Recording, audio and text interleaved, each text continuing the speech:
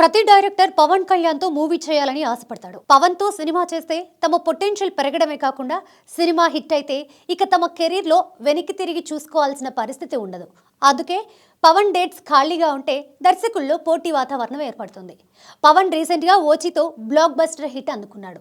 ఈ చిత్రాన్ని హిట్ అనే కంటే పవన్ మళ్ళీ సిల్వర్ స్క్రీన్ పై తన సత్తా చాటడానికి ఒక ఔషధం అని కూడా చెప్పుకోవచ్చు. ఇక పవన్ ఓజీ తర్వాత తన కొత్త సినిమా ఎవరితో చేస్తాడనే విషయాన్ని ప్రకటించలేదు. పైగా నేను రాజకీయాల్లో ఉన్న సినిమాలు వదులుకోనని స్వయంగా తానే చెప్పాడు.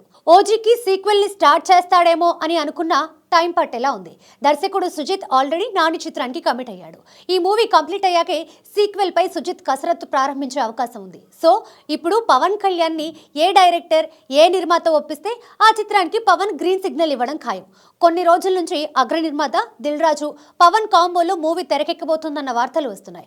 రాజకీయాల్లోకి ఎంట్రీ తర్వాత పవన్ కొంత గ్యాప్ తీసుకొని దిల్ రాజు సెట్ చేసిన వకీల్ సాబ్ తోనే రీ ఎంట్రీ ఇచ్చాడు. దీంతో దిల్ రాజుకి పవన్ సినిమా చేయడం ఖాయంగానే కనిపిస్తోంది. ఈ చిత్రానికి అనిల్ రావిపూడి దర్శకుడు అనే వార్తలు సోషల్ మీడియాలో సైతం వచ్చాయి. దీంతో అనిల్ రావిపూడి మార్క్ ప్రకారం ఫ్యామిలీ ఎంటర్టైన్మెంట్ జోనర్ లో పవన్ చేస్తే ఒక వండర్ అవుతుందని అభిమానులు ప్రేక్షకులు కమెంట్స్ చేయడం కూడా మొదలుపెట్టారు.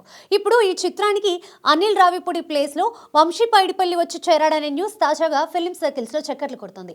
అనిల్ రావిపూడితో దిల్ రాజుకి ఎంత బాండింగ్ ఉందో వంశీ పైడిపల్లితో కూడా అంతే బాండింగ్ ఉంది. పైగా వంశీ ఇప్పటిదాకా చేసిన 6 చిత్రాల్లో 4 దిల్ రాజు నిర్మించినవే.